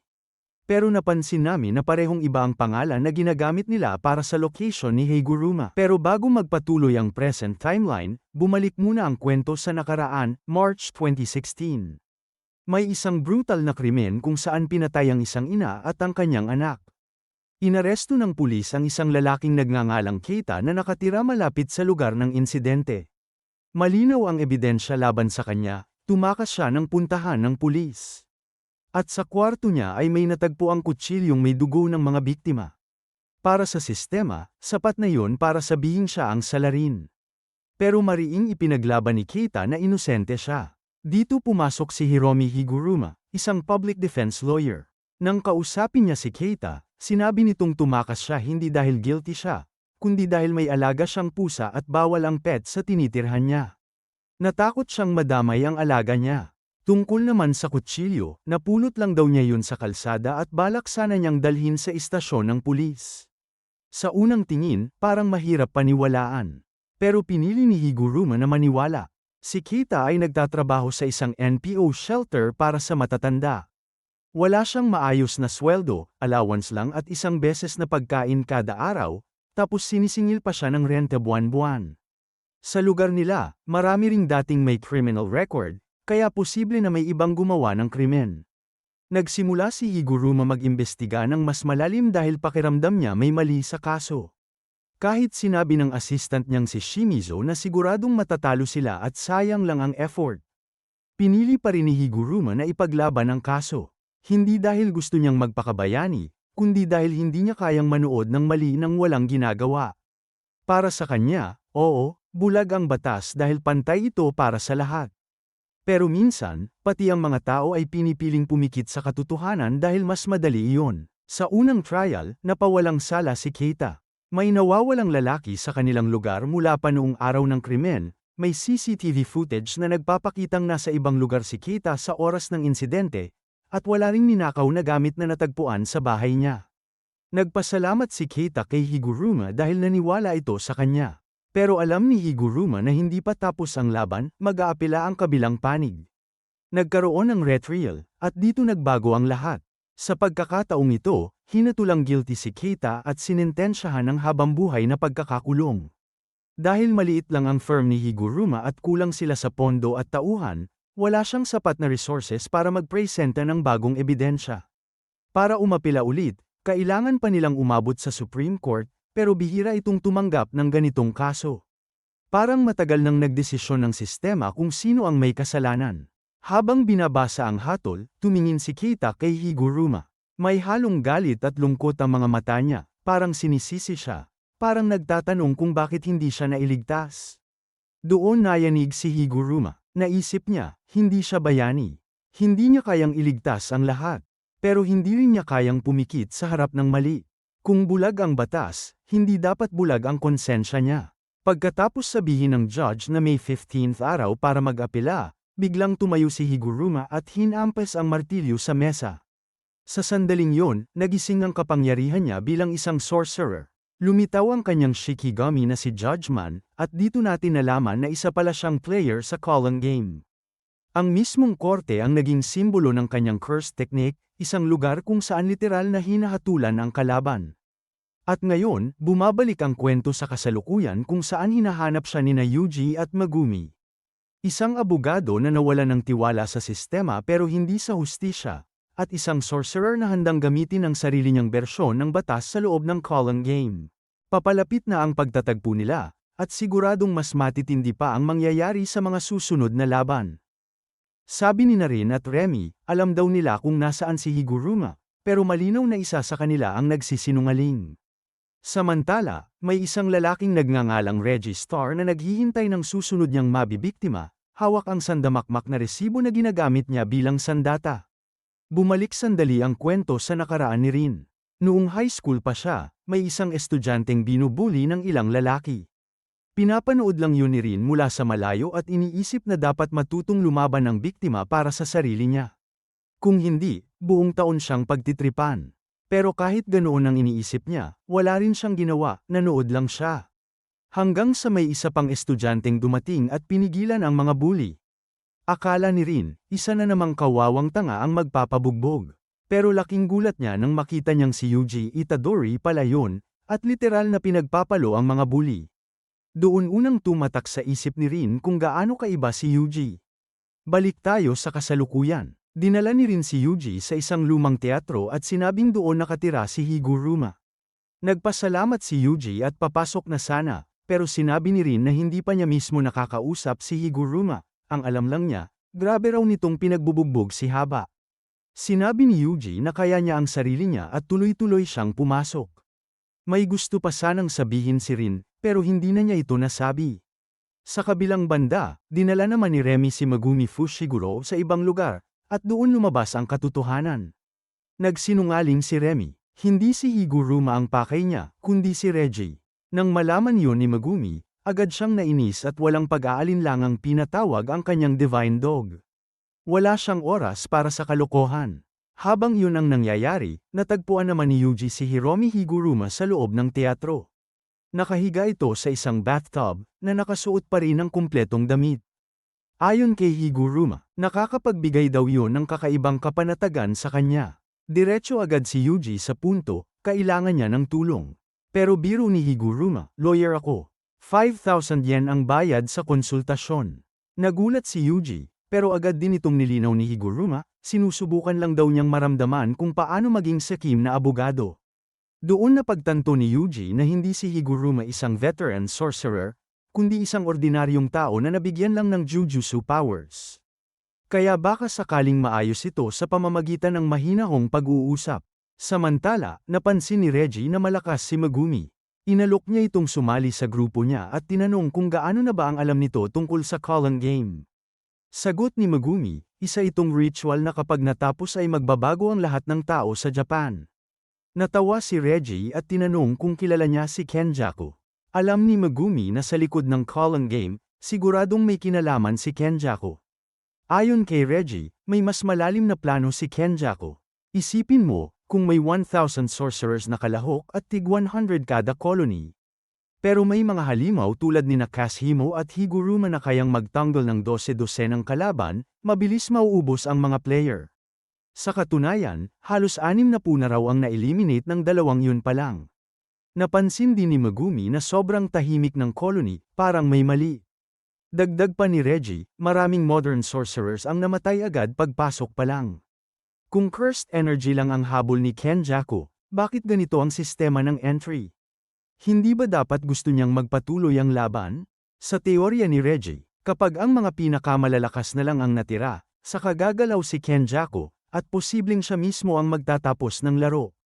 Sa sandaling yun, ipinakita si Kenjaku na nakikipagpulong sa ilang opisyal ng gobyerno ng China. Mukhang mas malawak pa ang saklaw ng plano niya kaysa sa inaakala ng lahat. Samantala, sinabi ni Yuji kay Higuruma ang tunay niyang pakay. Gusto niyang itigil ang Colon Game. Pero sa ngayon, kailangan muna niyang magdagdag ng bagong rule, at para doon, kailangan niya ang 100 points ni Higuruma. Diretsahan siyang tinanggihan ni Higuruma. Para sa kanya, bulok ang batas sa totoong mundo. Gusto niyang makita kung paano gumagana ang batas sa loob ng Colon Game. Ano ang mangyayari sa mga lalabag sa rules? May paglilitis ba? May pagkakataon ba silang magpaliwanag? O agad ba silang hahatulan? Gusto niyang masaksihan kung paano kinukuha ang curse technique ng isang tao kapag natalo. Ayaw niyang matapos agad ang laro dahil para sa kanya, ito ang tunay na eksperimento ng hustisya. Sinubukan ni Yuji ipaliwanag na ang Colon Game ay isang ritual, at kapag natapos ito, maaapektuhan ang buong Japan, pero mukhang hindi pa kumbinsido si Higuruma. Sa puntong ito, malinaw na hindi lang ito simpleng laban ng lakas, ito ay banggaan ng paniniwala, ng hustisya, at ng pananaw sa tama at mali. Sinabi ni Yuji na kapag natapos ang ritual, maaapektuhan at posibleng mapahamak ang buong Japan. Pero kalmado lang na sumagot si Higuruma, walang ganung mangyayari. Ayon sa kanya, hindi matatapos ang Column game dahil malinaw sa rules na tuloy-tuloy lang ito hanggat may mga player. Doon na-realize ni Yuji na hindi niya ito makukuha sa simpleng usapan. Kaya diretsahan na niyang sinabi, gamitin mo ang 100 points mo at magdagdag tayo ng bagong rule. Tumayo si Higuruma at seryosong nagtanong, nakapatay ka na ba ng taong kinaiinisan mo? Akala ko mas satisfying yon.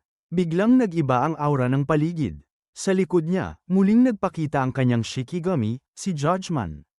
May 100 points si Higuruma. Ibig sabihin, nakapag-eliminate na siya ng humigit kumulang 20 sorcerers. Hindi ito basta-bastang kalaban.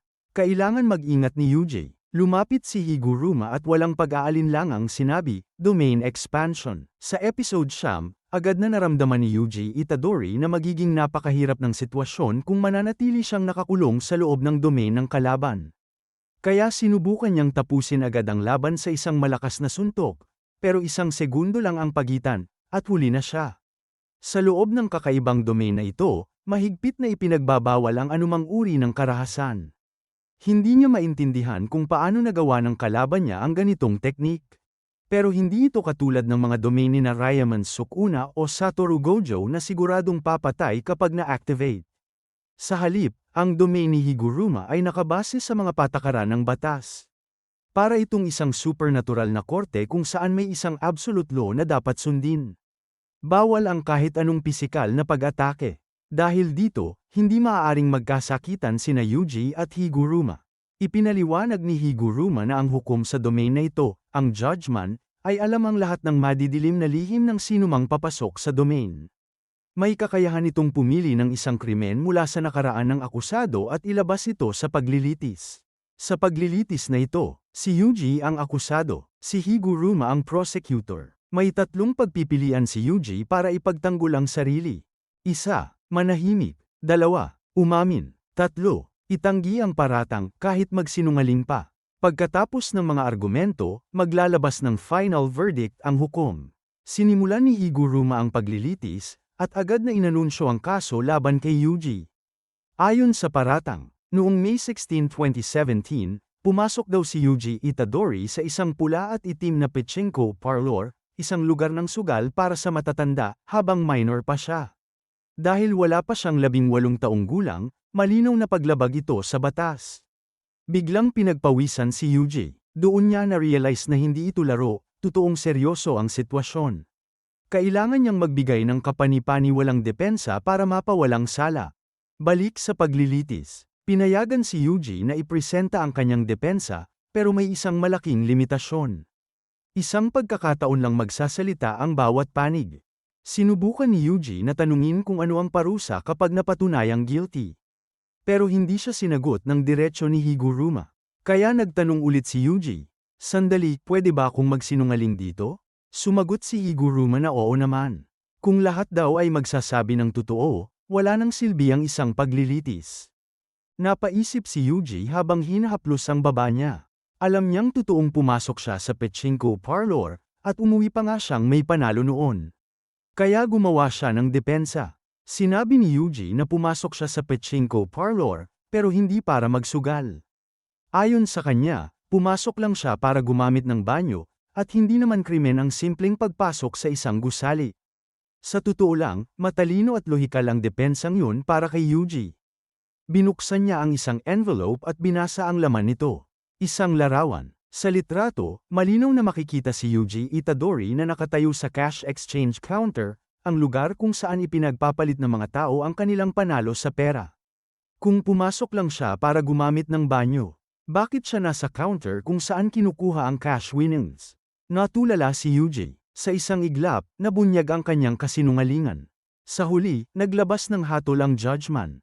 Guilty. Sa isang iglap, naglaho ang supernatural courtroom at bumalik sila sa dating theater setting. Nagtaka si Yuji dahil kahit nahatulan siyang guilty, wala naman siyang naramdamang pagbabago sa katawan niya. Pero biglang ibinato ni Higuruma ang kanyang gavel papunta sa kanya. Nagawa ni Yuji na harangin ang atake, pero agad na lumapit si Higuruma at pinalaki at pinalakas ang martilyo gamit ang kanyang kapangyarihan bago ito ibinagsak kay Yuji. Sa lakas ng tama, napahandusay si Yuji sa sahig. Matapos ang suntok na yon, Napansin ni Yuji na may malaking problema. Hindi lang dahil sa nag-iibang laki ng martilyo, kundi dahil hindi na niya magamit ang kanyang cursed energy. Habang hindi pa nakakabawi si Yuji, pinuri ni Higuruma ang natural na tibay ng katawan niya habang tuloy-tuloy ang pag-atake. Paulit-ulit na natutulak pa atras si Yuji sa lakas ng mga atake.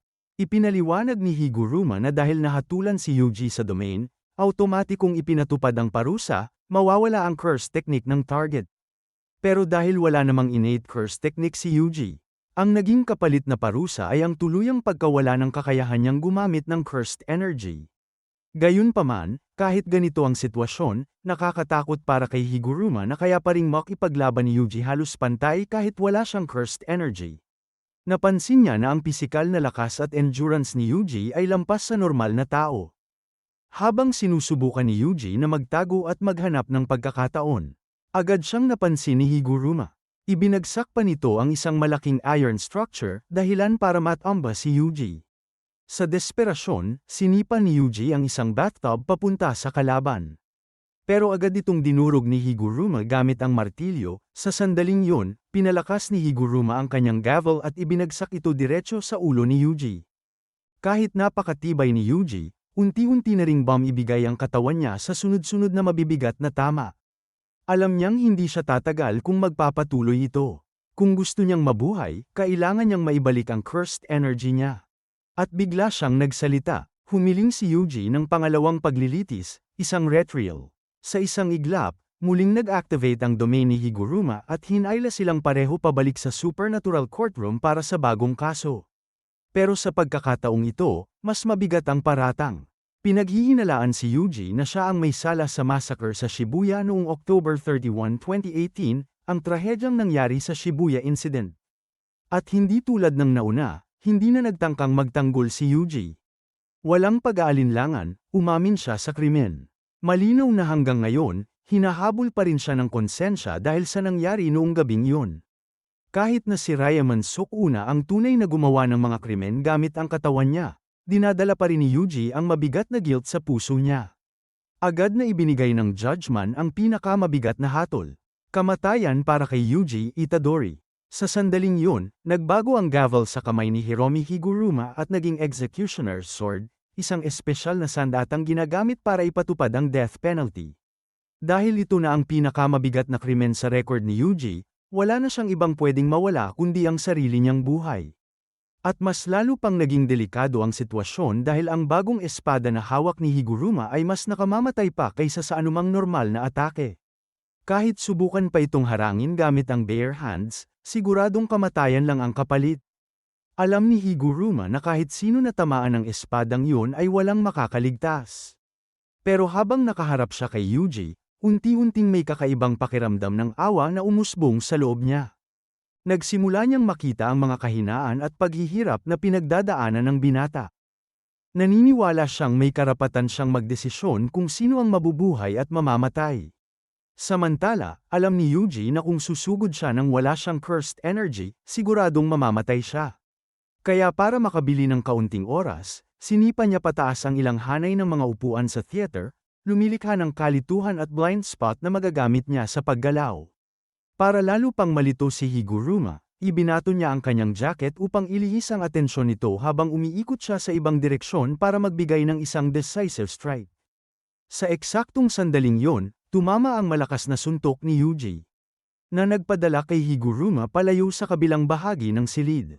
Habang nakahiga sa sahig, binanggit ni Higuruma ang Article 39 ng Penal Code, na nagsasabing hindi maaaring hatyulang guilty ang isang tao kung wala siyang malay o kontrol sa kanyang mga ginawa. Dagdag pa niya, ang katotohanang pinaglaban ni Yuji na mabawi ang kontrol sa sarili niyang katawan ay mas lalo pang nagpapatunay ng kanyang inosensya. Kaya malinaw na sinabi ni Higuruma, not guilty. Natulala si Yuji. Hindi niya maintindihan kung paano nalaman ng isang random na abogado ang lahat ng pinagdadaanan niya kay Sukuna. Pero sa sandaling yun, hindi na mahalaga ang mga detalye. Sa puso ni Yuji, sinisisi pa rin niya ang sarili niya. Para sa kanya, ang sarili niyang kahinaan ay parang kasalanan na rin. Nagtaka rin siya kung bakit biglang pinatay ni Higuruma ang kanyang curse technique sa kalagitnaan ng laban. Ipinaliwanag ng abogado na habang nakikipaglaban kay Yuji, Naalala niya muli kung sino talaga siya at kung ano ang mga pinapahalagahan niya. Sa huli, naupo silang dalawa at nag-usap ng maayos. Habang isinusuot ni Yuji pabalik ang kanyang jacket, naging mas seryoso ang usapan. Tumingin si Higuruma sa kanya at nagtanong, "Naramdaman mo na ba talaga ang kagustuhang pumatay ng isang tao?" Walang pag-aatubiling sumagot si Yuji. Oo. At doon nagtatapos ang recap ng Jujutsu Kaisen Season 3 hanggang sa latest episode. Kung nagustuhan ninyo ang video, i-like ang video, mag-comment kung anong anime ang gusto ninyong i-recap next. At huwag kalimutang mag-subscribe para hindi kayo mahuli sa mga bagong anime recaps. Maraming salamat sa panunood, at kita-kits sa susunod na episode ng Ani Saga.